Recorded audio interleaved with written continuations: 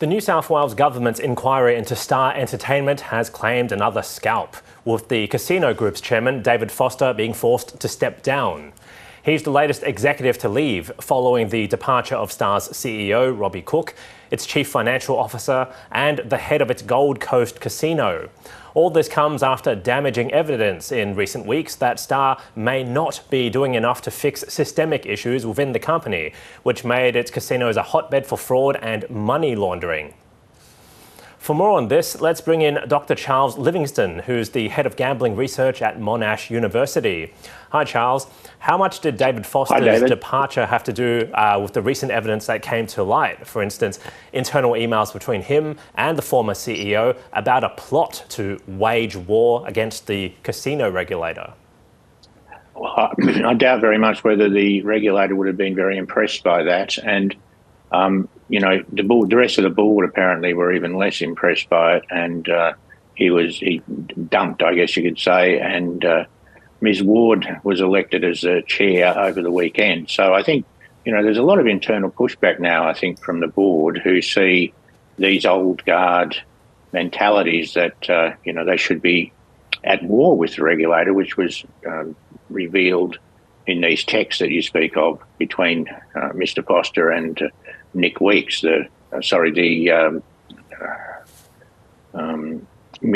Cook, the previous CEO of the organisation, about Mr. Weeks, the special manager. So, this sort of combative approach is exactly the opposite of what Crown apparently has been demonstrating, and it's probably why Crown has got their licence confirmed and Star is still struggling to do so. So what other evidence are we hearing that might hurt Star Entertainment's ability to hold on to its casino licence? Well, not long ago, I think a few weeks ago, they tried to keep secret the fact that they'd lost control of one of their ticket in, ticket out systems, and I think people were able to extract something like $3.2 million of free money, which the company are now trying to get back by accusing people of fraud. But essentially, they were not monitoring this particular system, which allowed people to convert tickets into cash, which they were then able to either take away or gamble. So, they don't appear to be very good at maintaining their own systems. And we've seen, I think, 7 executives have left the company since December, and Mr. Foster has gone. He's been replaced, of course, and they're still looking for a new CEO. So I suspect it's a bit of a poison chalice at the moment.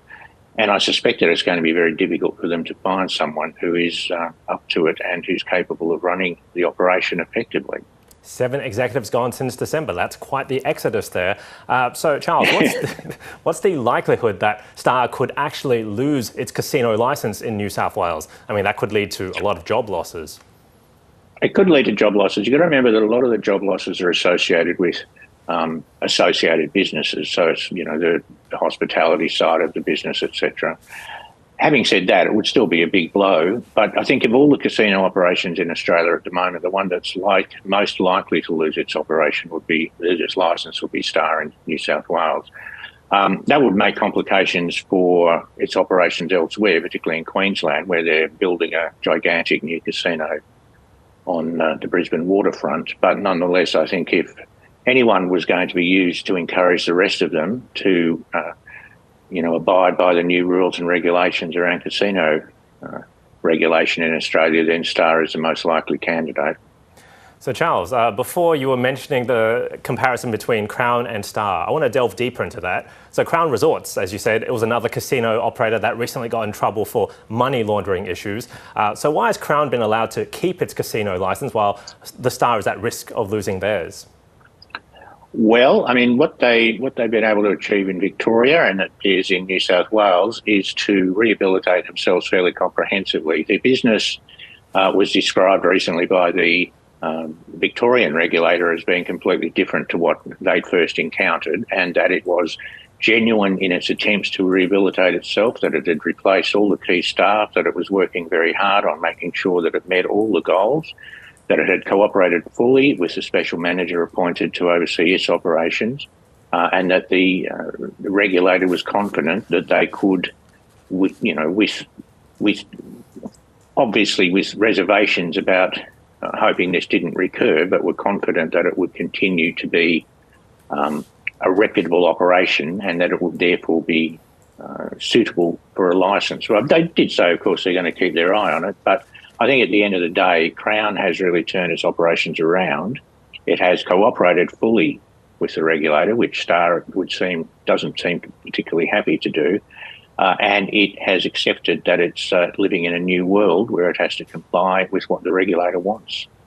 And Star Entertainment has a new interim chair, Anne Ward, who you mentioned before, who was already a board member. So how tough do you think her job is going to be to help clean up the Star's operations?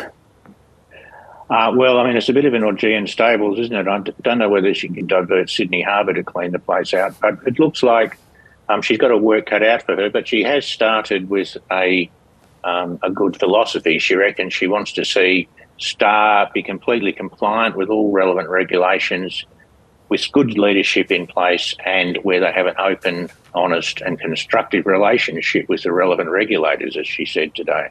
Now, to achieve that, I think she's got a hell of a lot of work to do, and she's going to need a whole new team to do it with. But, let's hope she can do it for the sake of the people who own this business.